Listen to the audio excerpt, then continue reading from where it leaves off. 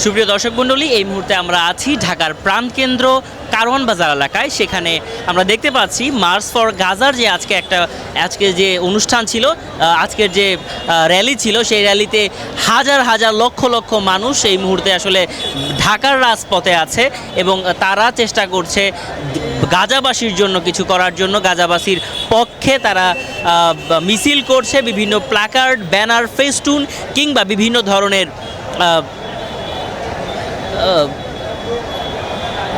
কারুকার্য খচিত বিভিন্ন পোস্টার নিয়ে তারা আসলে মাঠে এসেছে। তাদের দাবি নিয়ে তারা মাঠে এসেছে। জাতিসংঘ কিংবা আন্তর্জাতিক মহলের দৃষ্টি আকর্ষণের জন্য তারা চেষ্টা করছে ঢাকার রাজপথকে উত্তাল রাখার জন্য।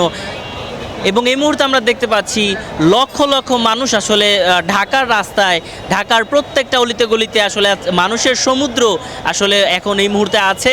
এবং ঢাকার বাইরে থেকেও আসলে ট্রাক, বাস এবং বিভিন্ন যানবাহনে করে তারা আসলে কালকেই ঢাকার উদ্দেশ্যে রওনা দিয়েছিল এবং আমরা সেখান থেকেও কিছু দেখতে পেয়েছি গতকালকেই। এবং আজকে তারাই আসলে ঢাকার রাস্তায় নেমেছেন এবং বিভিন্ন মানুষ আসলে এই ব্যাপারে কথা বলেছেন।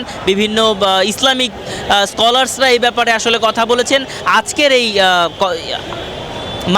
মার্চ ফর গাজার জন্য তারা সবাইকে আমন্ত্রণ জানিয়েছেন, সবাইকে আসতে বলেছেন বাংলাদেশের রাজপথে, ঢাকার রাজপথে।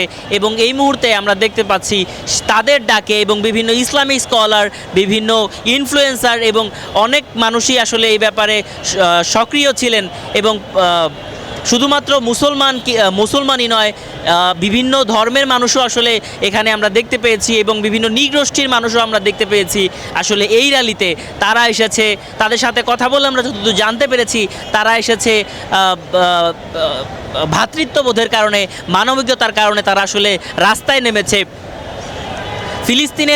ফিলিস্তিনের এই এত বছরের বর্বর হামলায়, এত বছর ধরে ইসরায়েল আসলে ফিলিস্তিনকে হামলা করে চলেছে এবং হাজার হাজার লক্ষ লক্ষ মানুষ তারা মেরে ফেলেছে।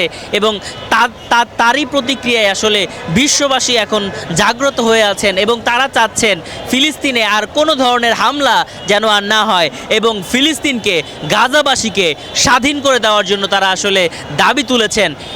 এবং এই মুহূর্তে আমরা দেখতে পাচ্ছি আসলে লক্ষ লক্ষ মানুষের ভিড়, ট্রাকে করে মানুষ আসলে এই মার্চ ফর গাজায় যোগ দিয়েছেন এবং ঢাকার প্রত্যেকটা অলিতে গলিতে আসলে তারা আছেন।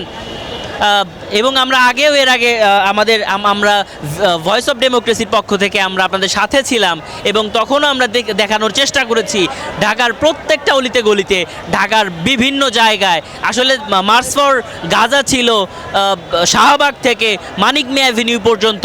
কিন্তু সেই শাহবাগ থেকে মানিক মে অ্যাভিনিউ পর্যন্ত হওয়া মার্চ ফর গাজা অনেক দূর পর্যন্ত চলে গেছে।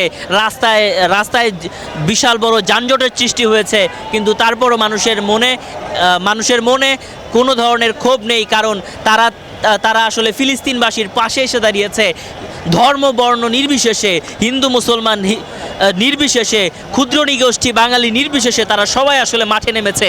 এই মুহূর্তে আমরা দেখতে পাচ্ছি লক্ষ লক্ষ মানুষ আমাদের এইখানে দাঁড়িয়ে আছেন এবং তারা এসেছেন মার্চ ফর গাজার জন্য, ফিলিস্তিনবাসীর পক্ষে দাঁড়ানোর জন্য।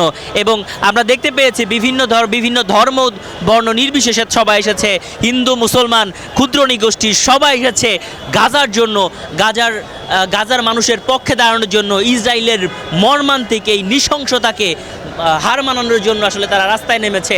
জাতিসংঘ, আন্তর্জাতিক মহল সবার দৃষ্টি আকর্ষণের জন্য তারা এসেছে।